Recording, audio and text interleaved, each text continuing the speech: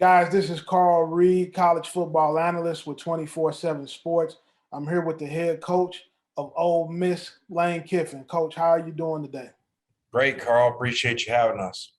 Coach, I want to get right into it. You guys right now are ranked number one in the transfer portal rankings, and you've been doing a remarkable job of bringing that in. Is the transfer portal good for college football? We've been getting a lot of opinions. Some guys love it, some hate it. You guys have been dominating in the recruiting of it. What do you think about the portal and where things are today in the game? Well, I think that, it's good kids have the opportunity to leave. I think that it needs to be like anything when it comes out early. There's issues with it, so there need to be better dates around it so kids aren't, leaving in season and stuff like what was happening. But it's really good. It just needs to be fixed a little bit. Do you think that freshmen and some of the young guys that naturally have an adjustment to make when they enter college, do you think some of those guys are giving up too soon? Like if a young guy comes in right away that hasn't even really went through a season in the spring yet and given himself a real opportunity to compete, how would you adjust them? What would you say to a young guy that's coming in pretty early on in his career already talking about the portal? Well, we deal with that. Kids coming in at the end of their first year. And if you think about it, like if you're not a spring kid, that's the end of your first semester of college. So that is an issue, because kids are going to want to leave too early and not have really tried hard enough and long enough and given opportunities. So yeah, we deal with that. That's a problem. Now, one of the big signees that you have in the portal, obviously, is everybody's talking about USC transfer quarterback Jaxson Dart. You've been a guy that's worked with some very elite quarterbacks. What do you see in him that makes him be a guy that can compete at an elite level in the SEC? What made Jaxson Dart the guy for you in the transfer portal at the quarterback position? Well, we think Jackson's very talented. Played to hurt last year, but did some good things. And so this will be an exciting competition, coming in here. Luke did some good things in his little bit of playing time this year. So that'll be exciting to have. Now, when you talk about one of the topics that has come up the last several years have been guys opting out of bowl games in preparation for the NFL draft. You had a big time quarterback this year, Matt Corral, who went down in your bowl game. How do you feel about guys playing in bowl games that are getting ready for the NFL draft? And what can we do to fix it? What can we do to put ourselves in a better situation with the bowl games with so many key players opting out late in the year? Yeah, I mean, it's tough. I certainly understand why players do it. Um, you know, so I don't think there's any way to fix that. That just is what it is. I think eventually you're going to see more kids opt out of their last year. Um, I mean, take for instance the two great Alabama players right now. Just use some examples. They're both top 10 picks, and it doesn't matter whether you play your last year anymore. And for high level guys, I think someone said a year ago in the draft, maybe half the top 10 picks didn't play, because of COVID or opting out. So, you take, for instance, those two great players, arguably the best offensive defensive players in the country coming back. Why are they even playing? So I get it. Were you surprised that those guys that didn't play still had such a high value to NFL teams? You've worked in the NFL before. It seemed that a lot of guys' initial thought was that the NFL would be scared of taking guys who they felt like didn't want to compete in those college games, but it really didn't affect certain guys' positioning at all. Was that a surprise to you? No, the NFL is going to look at film, look at tape, and measurements, and figure out who they are. And I don't think, just like when they say people opting out of bowl games, people start to do that. They're gonna drop in the draft. No, they're not. you know, they're gonna draft who they think the best player is, not because they decided not to play in one game. Coach, how important is in-state recruiting? Typically, when guys get jobs, they always say they want to put a fence around their backyard and focus on in-state recruiting.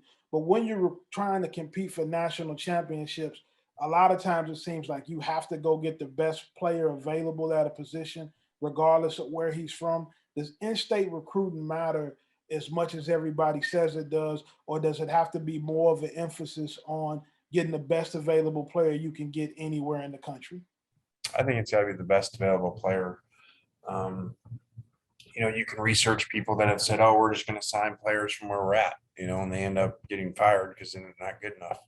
So, and people that have done it more national and not as much home. So, you need to, in my opinion, you need to sign the best players, and if they're equal, then take the local kids. But I don't think you say we're just taking out of state and we're just taking in state, and I've seen that fail. Now, one of the things that has you've become known for is your presence on social media. Now, there's a lot of college football coaches that don't use Twitter, and there's a lot of guys who don't know how to use it. They feel like it's a distraction, but you've really embraced it to where some people say that you are the king of the trolls, that you troll people on Twitter and that you have a lot of fun with it. Coach, what's made you embrace Twitter? How has it been effective for you? And what made you fall in love with it so much in terms of how you communicating with the college football world? I just I don't really know why it got so popular with me. I just I'm just kind of a normal person, how I live my life, and on Twitter I do that especially. And so I've never been a just coach speak person. I think that's boring. I used to be bored listening to press conferences when coaches did that or post games. So I kind of said I'd never do that. So that's why you just kind of get what it is. And I think it's okay to have fun. I mean, life's short and nothing wrong with having fun of it. People ask, oh, what about Brian Kelly? I said, well, I would joke with Brian Kelly. Maybe he laughed at that, grinding on players like that. Hey, I laughed at it definitely when I saw it. I can tell you that. So, coach, you've become a very great offensive coach over the years.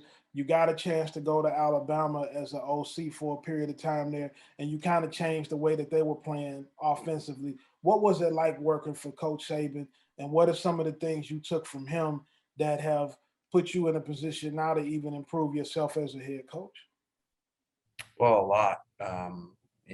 Just the organization and the CEO approach that Coach Saban does, and he's just unbelievable to do it for the amount of time he's done it for with different players, different coaches.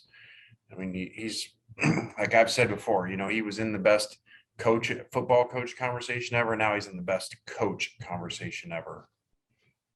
And coach, one of the last things I want to ask you before we get out of here, Ole Miss has an incredible fan base, a lot of support, rabid fan base. Obviously, you playing in the SEC, especially in the SEC West, which many people will say is the best division in all of college football. What would getting to an SEC championship and getting into the college football playoffs and making a run at it?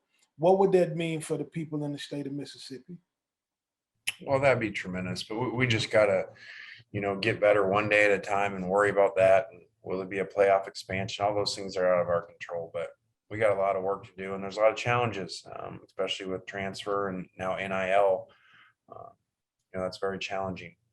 Has NIL changed the landscape of college football forever? So it's changed. I mean, it's basically like everybody's got different salary caps. Like I joked the other day, like, hey, are they going to implement a luxury tax on Texas and Texas A&M? I mean, because you know, what they're paying the players is unbelievable, but it's legal.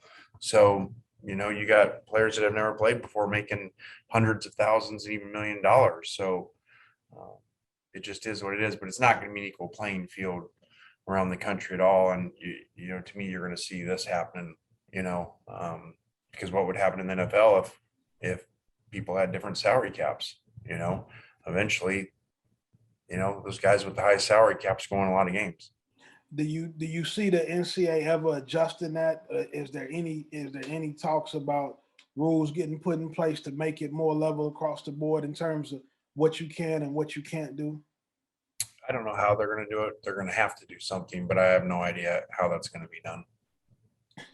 Well, coach, we'll be looking forward to it. We want to wish you luck this season and spring as you get ready You guys are doing a great job down there, and I really appreciate you coming on with us today. All right, Carl, have a great week. Thank you.